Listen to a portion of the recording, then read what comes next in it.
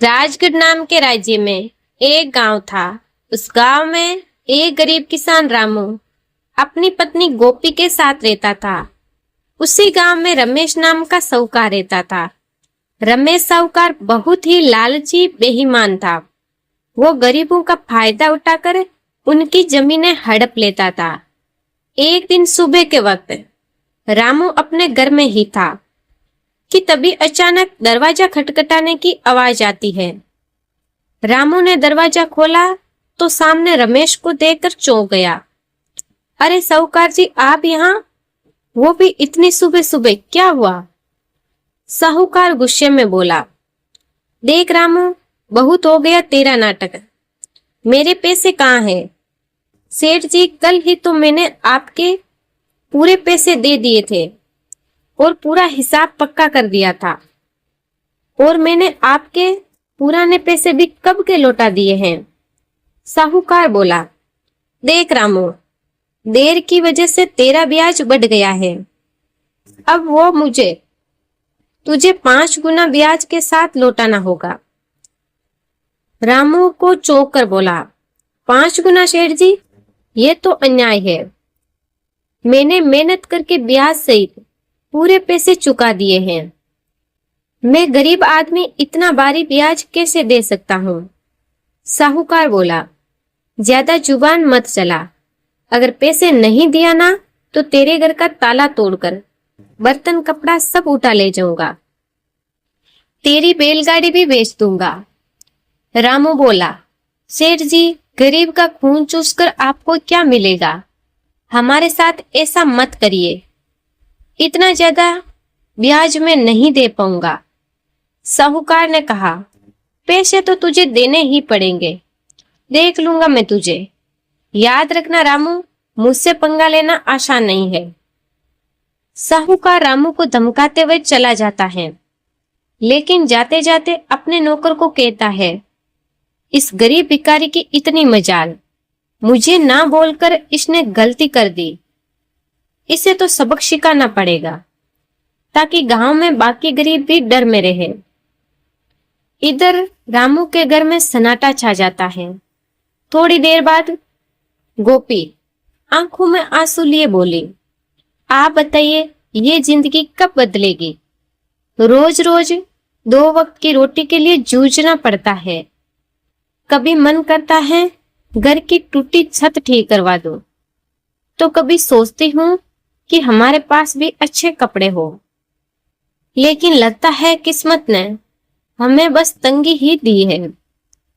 रामू दुखी स्वर में बोला, गोपी, मुझे पता है तुम्हें तकलीफ है, पर मैं क्या करूं?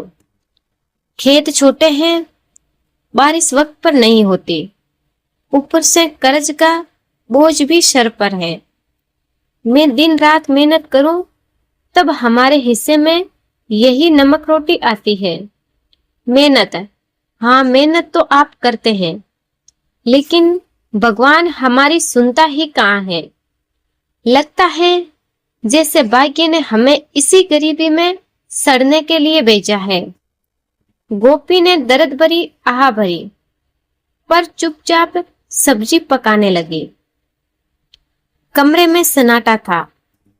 रामू ने मन ही मन ठान लिया, आज खेत में चाहे जान निकल जाए, पर घर लौटकर कुछ ऐसा लाऊंगा जिससे गोपी के चेहरे पर मुस्कान आ जाए। रामू को नहीं पता था कि आज का दिन उसकी जिंदगी की सबसे बड़ी कहानी की शुरुआत होने वाली है। सुबह के समय रामू खेत जाने के लिए घर से निकल रहा है। सुबह की हल्की हल्की धूप खेतों पर पड़ रही थी। गोपी के मन में आज कुछ हलचल सी चल रही थी। रामू रोज गांव के बीच से होकर जाने वाला रास्ता मंदिर के पास से गुजरता था। रामू रोज इसी रास्ते से जाता था, क्योंकि यही सबसे छोटा और आसान रास्ता था। मंदिर में उस वक्त बस पुजारी ही थे जो मंदिर की साफ सफाई कर रहे थे। रामू ने पंडित जी से कहा, प्रणाम पंडित जी, कैसे हैं आप? तबीयत ठीक है ना आपकी? पंडित बोले, हाँ बेटा, सब अच्छा है, भगवान का आशीर्वाद तुझ पर हमेशा बना रहे। पंडित जी से बात करके रामू अपने खेत की तरफ निकल जाता है। उस शाम गांव का शाहूकार रमेश अपने नौकर के साथ बैठा था। वह बहुत लालची और चालाक था। उसके मन में एक खतरनाक योजना पनप रही थी। साहूकार अपने बड़े से घर में खाट पर बैठा पान चबा रहा था। पास में उसका नौकर खड़ा था। साहूकार अपने नौकर से बोला, अरे कमलू सुन, मंदिर के गहनों को देखकर मेरा जी ललचा गया। कल रात मंदिर में जो सोने चांदी के गहने हैं ना, वो मेरे घर में होने चाहिए। गांव वाले मेरी इज्जत करते हैं, लेकिन पैसा और बढ़ाना है मुझे। कमलू बोला, मालिक पर यह तो पाप का काम होगा। भगवान के घर से गहने चुराना अच्छा नहीं लगेगा। साहूकार बोला, अरे मूर्ख, भगवान को क्या जरूरत है गहनों की? उनका क्या होगा इनसे? असली भगवान तो पैसा है, और पैसा इंसान के हाथ में अच्छा लगता है। कमलू बोला, पर गांव वाले अगर उनको पता चल गया तो? साहूकार बोला, बस यही तो मजा है। चोरी हम करेंगे और इल्जाम किसी और पर लगेगा। पता है किस पर? उस गरीब रामू पर। आज उसकी और उसकी बीबी की जुबान बहुत ज्यादा ही चल रही थी। रामू तो रोज मंदिर के पास से ही अपने खेत के लिए जाता है। हम इसी बात का फायदा उठाएंगे। सबको लगेगा कि उसी ने चोरी की है। गांव वाले पहले ही उसे तिरछी नजरों से देखते हैं। बस आज रात ही हम अपना काम कर देंगे और सुबह हंगामा हो जाएगा। तो बस याद रख, कोई गलती नहीं होनी चाहिए। आधी रात को हम मंदिर में घुसेंगे, गहने उठाएंगे और अपने गोदाम में छुपा देंगे। सुबह मैं खुद शोर मचाऊंगा और रामू का नाम लूंगा। कमलू डरते डरते सिर हिलाता है और अपने सेठ की बात मान लेता है। रात का समय था। गांव में हर तरफ सन्नाटा था। बस कहीं कहीं कुत्तों के भौंकने की आवाज आ रही थी। उस रात साहूकार लालच में अंधा हो जाता है और इस घिनौनी साजिश को अंजाम देता है। अपने नौकर से मंदिर में चोरी करवाता है। पास ही अंधेरे में एक काली बिल्ली बोलती हुई गुजर जाती है, जैसे वे इस पाप की गवाही दे रही हो। अगली सुबह गांव के बीचों बीच मंदिर के सामने एक भीड़ इकट्ठी हो गई थी। हर कोई जोर जोर से बातें कर रहा था। माहौल में घबराहट और गुस्से की गूंज थी। अरे ये क्या हो गया? मंदिर के सारे सोने के गहने रातों रात गायब हो गए। इतना बड़ा अपशकुन, भगवान के गहने चुरा ले गया कोई। यह तो बहुत बुरी बात है। इसी बीच रामू रोज की तरह खेत की तरफ जाने के लिए उसी रास्ते से गुजर रहा था। भीड़ देखकर वो रुक गया और पास आ गया और पूछने लगा, अरे क्या हो गया भाई लोग? इतनी सुबह सुबह ये भीड़ किस बात की है? भीड़ में से एक ने कहा, अरे रामू, तूने सुना नहीं? मंदिर में चोरी हो गई। भगवान के सारे गहने कोई उठा ले गया। रामू ये सुनकर चौंक जाता है। भीड़ में खड़ा साहूकार, जो असल में चोरी किया था, वह बहुत मासूम बन रहा था। पंडित जी आप बताइए, कल रात तक तो गहने मंदिर में थे, फिर अचानक कौन ले गया? आप बताइए। पंडित जी, क्या आपने मंदिर के आसपास किसी को आते जाते देखा है? आपको किसी पर शक है क्या? पंडित जी ने कहा, अरे मैंने देखा है। रामू रोज मंदिर के रास्ते से आना जाना करता है। साहूकार जी, कल तो सब कुछ ठीक था। मंदिर के पास से तो कई लोग गुजरते हैं, लेकिन हर रोज सुबह सुबह खेत की तरफ जाने के लिए रामू इधर से निकलता है, मगर रामू ऐसा काम करेगा मुझे नहीं लगता। साहूकार बोला, अरे पंडित जी, जमाना खराब है, आदमी की नीयत कब बदल जाए क्या पता। और वैसे भी जिसने किया है वह मुंह से उसे कभी मानेगा नहीं। मैंने अपनी आंखों से देखा है, रात को जब मैं खेत की तरफ जा रहा था, रामू मंदिर के पास चुपके चुपके घूम रहा था। यह सुनकर रामू चौंक कर बोला, ये क्या कह रहे हो आप लोग? मैंने कोई चोरी नहीं की, इतना बड़ा पाप मुझ पर मत डालो। गांव वाले कहने लगे, अरे हाँ, ये गरीब आदमी है, पैसों की तंगी में ये कर भी सकता है।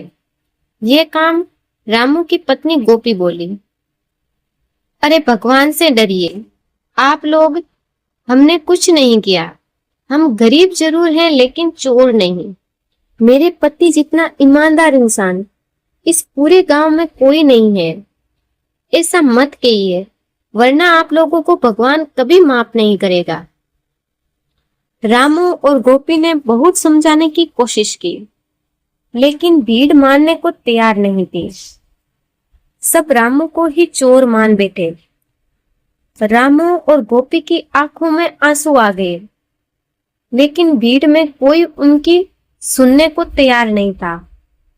साहूकार मन ही मन बहुत खुश हुआ।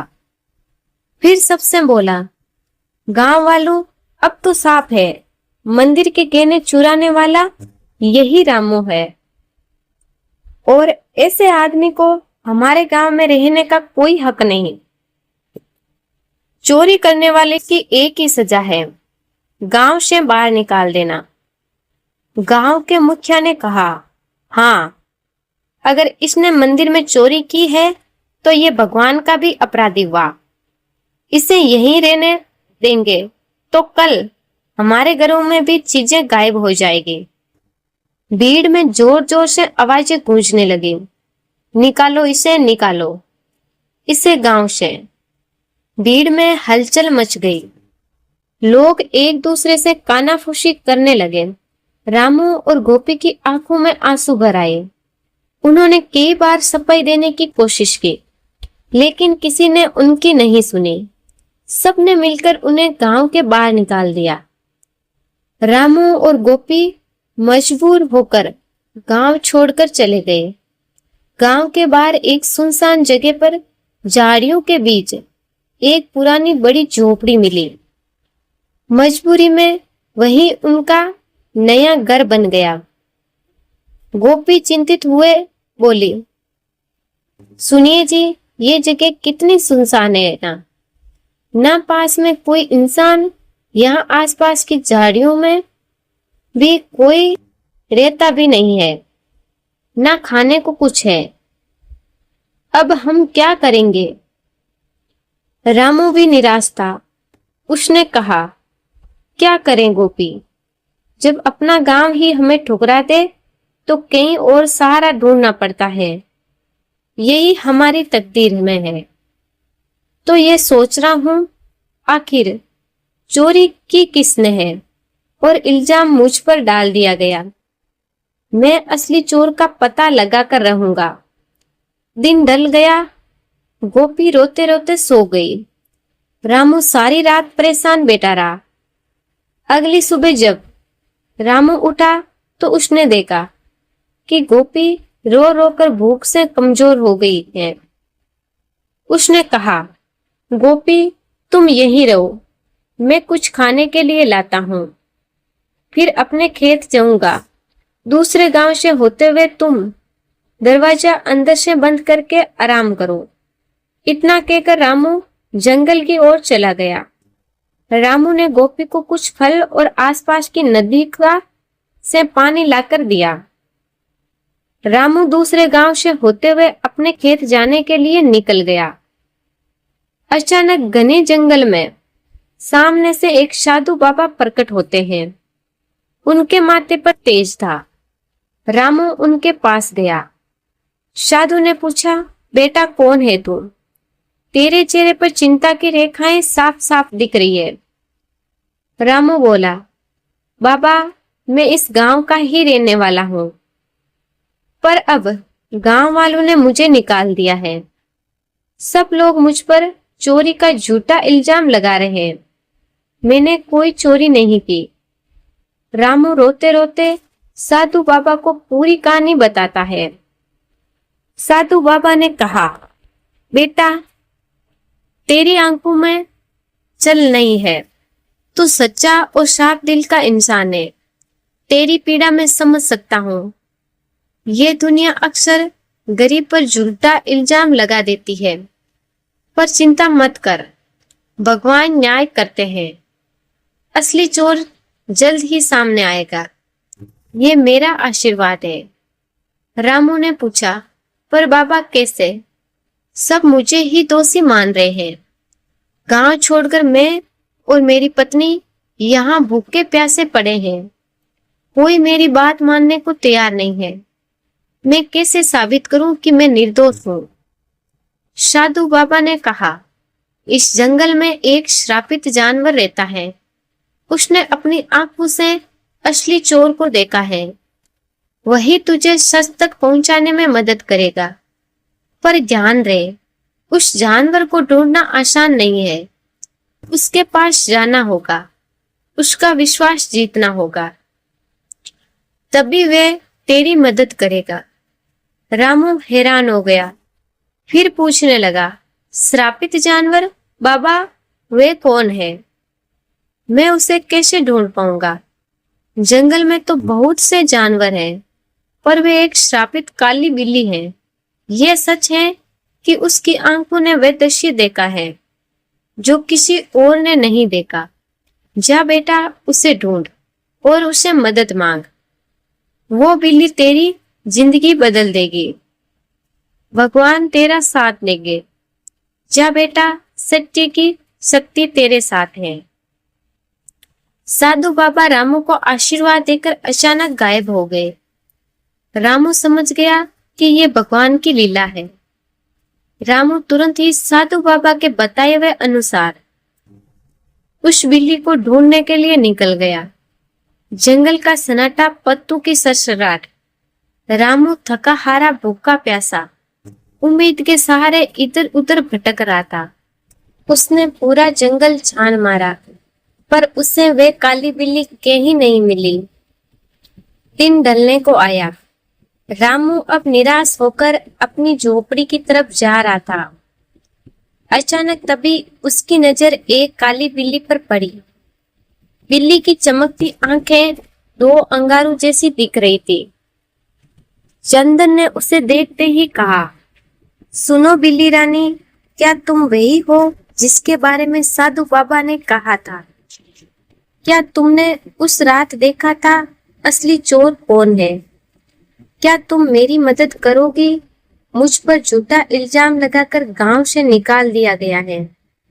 क्या तुम सच जानती हो? मुझे बता दो, असली चोर कौन है? बिल्ली उसकी आंखों में देखती है। रामू का साफ दिल और अच्छी अच्छी नीयत देखकर जैसे उसे सब समझ आ गया हो। अचानक बिल्ली की आंखों से एक अजीब सी चमकीली रोशनी निकलती है और वह इंसानी आवाज में बोल उठती है, रामू तुम्हारे साथ बहुत बड़ा अन्याय हुआ है। मंदिर के गहने तुमने नहीं चुराए। असली चोर तुम्हारे गांव का साहूकार और उसका नौकर है। दोनों ने मिलकर मंदिर से गहने चुराए और चोरी का इल्जाम तुम पर लगा दिया ताकि कोई शक ना करे। साहूकार जानता था कि तुम गरीब हो, तुम्हारे पास कोई सबूत नहीं होगा, इसीलिए उसने चालाकी से तुम्हें फंसा दिया। रामू बोला, गांव वालों ने मेरी ईमानदारी पर शक किया और असली अपराधी जेल से सो रहा है। बिल्ली तुम ही बताओ, अब मैं क्या करूं? यह सच गांव वालों तक कैसे पहुंचाऊं? बिल्ली बोली, समय आने दो रामू, सच को कोई दबा नहीं सकता। मैं तुम्हारी मदद करूंगी। तुम मुझे कल गांव लेकर चलो। मैं वहां जाकर सबको सारी सच्चाई बताऊंगी और तुम्हें निर्दोष साबित करूंगी। रामू को बिल्ली की बातें सुनकर राहत मिली। वह घर जाकर गोपी को पूरी बात बताता है। अगली सुबह रामू और गोपी बिल्ली को लेकर गांव जाते हैं और सबको बुलाते हैं। गांव वालों, आप सबने मुझे चोर बोलकर गांव से निकाल दिया था, पर असली चोर अभी भी गांव में ही बैठा है। आज मेरे पास एक गवाह है जो मुझे निर्दोष साबित करेगा। तब बिल्ली गांव वालों के सामने बोली, गांव वालों सुनो, असली चोर रामू नहीं है। मैंने अपनी आंखों से देखा है। मंदिर के गहने साहूकार रमेश और उसके नौकर ने मिलकर चुराए हैं। अगर तुम्हें यकीन नहीं होता तो उसके घर जाकर देखो, मंदिर के गहने वहीं मिलेंगे। गांव वाले बिल्ली को बोलते देख हैरान हो गए। अरे ये बिल्ली बोल कैसे रही है? चलो हम जाकर देखते हैं सेठ के घर गहने हैं या नहीं। वैसे भी साहूकार ही हमें हमेशा धोखा देता रहा है। गांव के कुछ लोग साहूकार के घर जाते हैं, उनको गहने साहूकार के घर में मिल जाते हैं। अब पूरे गांव में बातें होने लगी, साहूकार चोर है, साहूकार चोर है। सब बोलने लगे। साहूकार ने बड़ी चालाकी से अपने नौकर को इशारा करा और सारा इल्जाम नौकर पर डाल दिया। अरे नहीं नहीं, मैं चोर नहीं हूँ, ये सब मेरे नौकर की करतूत है, उसने ही चोरी की है। मैं तो खुद हैरान हूँ। गांव वाले बोले, झूठ मत बोलिए सेठ जी, आप तो सबसे ब्याज में 4 गुना पैसे वसूलते हो, अब चोरी भी करवा रहे हो। साहूकार बोला, ठीक है, अगर तुम सब कहते हो तो इस नौकर को सजा मैं दूंगा, क्योंकि यही असली चोर है। मुझे इस बारे में कुछ नहीं पता था। साहूकार ने पूरे गहने वापस मंदिर में रखवा दिए, लेकिन अब गांव में उसकी कोई इज्जत नहीं करता। पूरे गांव वालों ने रामू से माफी मांगी। उन्हें अपनी गलती का एहसास हो गया। सबने पूरे आदर सम्मान के साथ रामू और गोपी को गांव वापस बुलाया। रामू और गोपी अब आपस में वापस अपने घर में आ गए थे। शाम का समय, हल्की ठंडी हवा चल रही थी। रामू बोलने वाली बिल्ली के साथ खेत की तरफ जा रहा था। बिल्ली रानी, आज अगर तुम ना होती तो मेरी जिंदगी बर्बाद हो जाती। तुम्हारे ही कारण मुझे इज्जत वापस मिली। तुम्हारा बहुत बहुत धन्यवाद। बिल्ली बोली, रामू, अब मुझे तुमसे एक आखिरी बात कहनी है। अचानक तेज रोशनी बिल्ली के चारों तरफ फैलने लगी। बिल्ली चमकने लगती है और पल भर में वे एक सुंदर परी में बदल जाती है। रामू आश्चर्य से देखने लगता है। अरे ये क्या हुआ? तुम अचानक परी कैसे बन गई? कौन हो तुम? परी बोली, हाँ रामू, मैं एक परी ही हूँ। मुझे श्राप मिला था। मैं इस श्राप से मुक्त होने के लिए ही धरती पर आई थी। जब तक मैं धरती पर किसी सच्चे और भले इंसान की मदद नहीं करती, तब तक मैं इस बिल्ली के रूप में ही रहती। तुम एक सच्चे और ईमानदार इंसान हो। मैंने तुम्हें बचाया, इसीलिए मैं भी श्राप से मुक्त हो गई। तुम्हारा बहुत बहुत धन्यवाद रामू। मैं बहुत खुश हूँ। मैं तुम्हें वरदान देना चाहती हूँ। तुम्हें जो चाहिए बिना संकोच के हो। रामू की आंखों में चमक आ जाती है। वह भावुक होकर हाथ जोड़कर कहता है, मेरी जिंदगी गरीबी से घिरी हुई है। मैं दिन रात खेतों में मेहनत करता हूँ, उसके बाद भी फसल कभी अच्छी नहीं होती। ऊपर से कर्ज का बोझ है। मेरे परिवार के लिए 2 वक्त की रोटी जुटाना भी मुश्किल हो जाता है। ठीक है रामू, मैं तुम्हें वरदान देती हूँ, तुम्हारी परेशानी अब समाप्त होगी। जंगल के बीच में एक लाल फूल के पौधे के पास एक चमत्कारी फल का पेड़ है। वह पेड़ परीलोक से आया है। उस पेड़ का फल सिर्फ ईमानदार इंसान ही खा सकता है। तुम वहां जाओ और वह फल खाओ। तुम्हारे खेतों में समृद्धि होगी, कर्ज मिट जाएगा और जीवन खुशहाल हो जाएगा। बस याद रखना, तुम हमेशा ऐसे ही नेक दिल रहना, वरना तुम्हारी जिंदगी वापस वैसी ही हो जाएगी। सुखी रहो रामू। अब मैं चलती हूँ, अपना ख्याल रखना।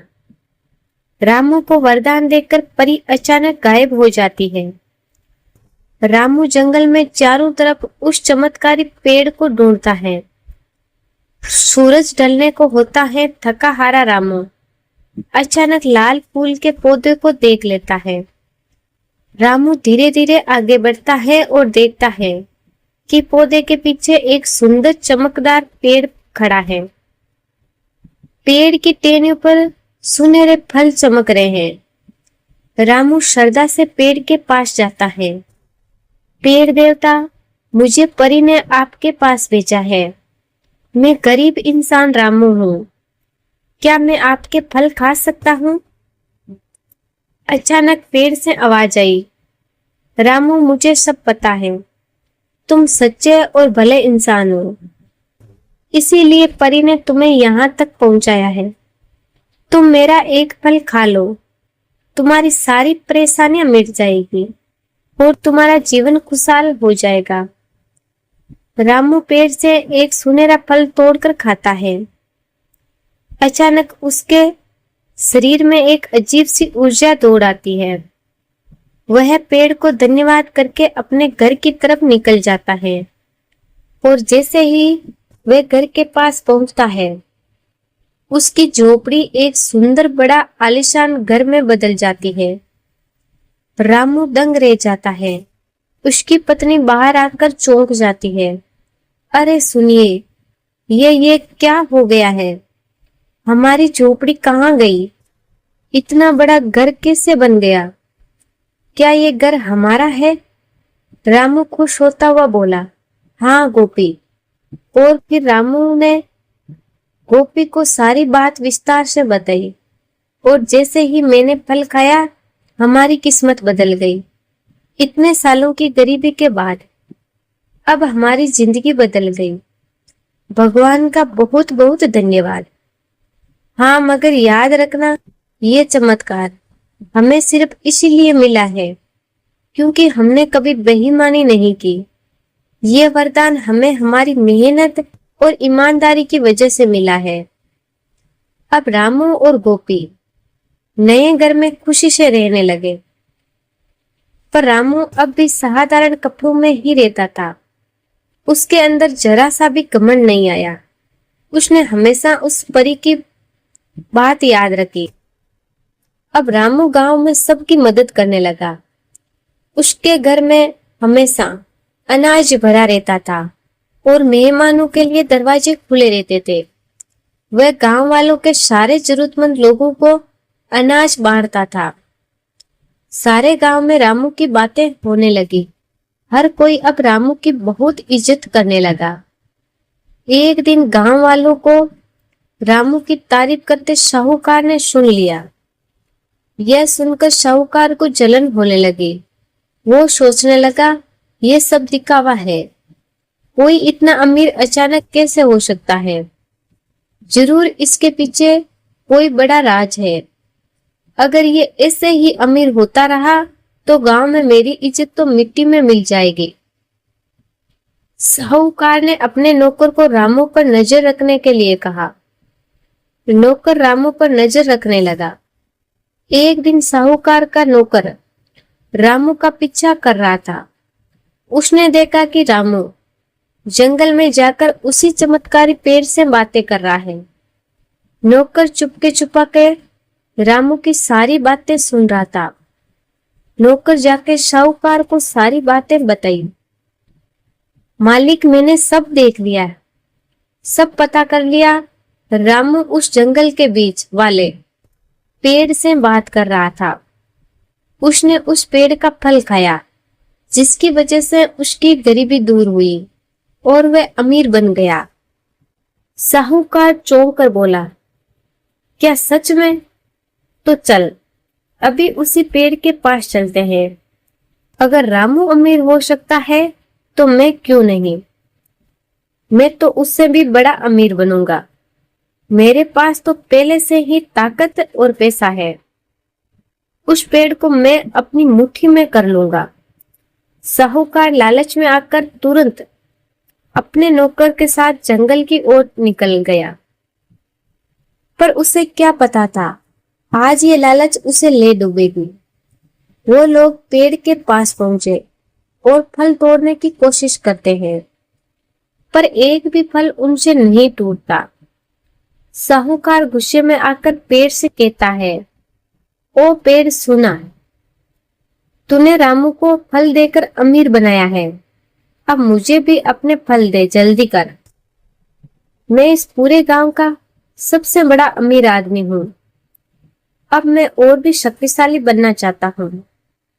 तब पेड़ से आवाज आई, साहूकार तू लालची है, अहंकारी है और बेईमान है। मैं अपना फल सिर्फ उसी को देता हूँ जिसके दिल में दूसरों के लिए दया हो, जो ईमानदार हो और सच्चा हो। तेरे दिल में सिर्फ लालच और घमंड है, इसीलिए तुझे कभी ये फल नहीं मिलेगा। साहूकार और गुस्से से तिलमिला उठा। क्या कहा? तू मुझे फल नहीं देगा? अरे मूर्ख पेड़, अगर तू मुझे फल नहीं देगा तो मैं तुझे जड़ से काट दूंगा। तेरे जैसे 1000 पेड़ मैं खरीद सकता हूँ। अब तू देख, तुझे काट के मैं तेरे सारे फल ले लूंगा। साहूकार अपने नौकर से बोला, अरे चल, एक कुल्हाड़ी उठा और इसे काट डाल। गांव जाकर उस रामू को भी आज मैं खत्म कर दूंगा। नौकर भाग कर जाता है और कुल्हाड़ी लेकर आता है। साहूकार पेड़ को अपने पैर से मारने लगता है और उसका नौकर कुल्हाड़ी से पेड़ काटने की कोशिश करता है, लेकिन कुल्हाड़ी लगते ही चिंगारी निकलती है। अचानक आसमान से बिजली गिरने लगी और तेज हवाएं चलने लगी।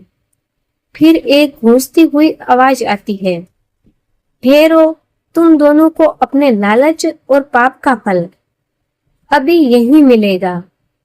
तुम्हें दूसरों की मेहनत और भलाई से जलन थी, अब तुम्हें इसका परिणाम भुगतना होगा। अचानक पेड़ से एक चिंगारी निकलती है और साहूकार और उसका नौकर वहीं जलकर राख हो जाते हैं। सच्चाई और ईमानदारी की राह चाहे कितनी भी कठिन क्यों ना हो, अंत में जीत हमेशा अच्छाई की होती है। लालच और बेईमान इंसान को कभी सुख नहीं दे सकती। भगवान भी उसी का साथ देते हैं जिसका दिल साफ हो और जो दूसरों की मदद करता है। इसीलिए हमें हमेशा नेक रास्ते पर चलना चाहिए। तो दोस्तों, ये थी हमारे किसान रामू और साहूकार रमेश की कहानी। इस कहानी से हमें यही सीख मिलती है कि सच्चाई और नेक इरादे ही हमारी असली दौलत है। आप चाहे कितने भी गरीब क्यों न हो, अपनी ईमानदारी और मेहनत कभी मत छोड़ना। भगवान की कृपा और नियत का फल हमेशा मीठा होता है। अगर आपको ये कहानी पसंद आई हो तो इसे अपने दोस्तों और परिवार के साथ शेयर जरूर करें और नीचे कमेंट करके अपना पसंदीदा हिस्सा बताइए। मिलते हैं अगली कहानी में। तब तक के लिए अपना ख्याल रखें और खुश रहें। जय श्री राम।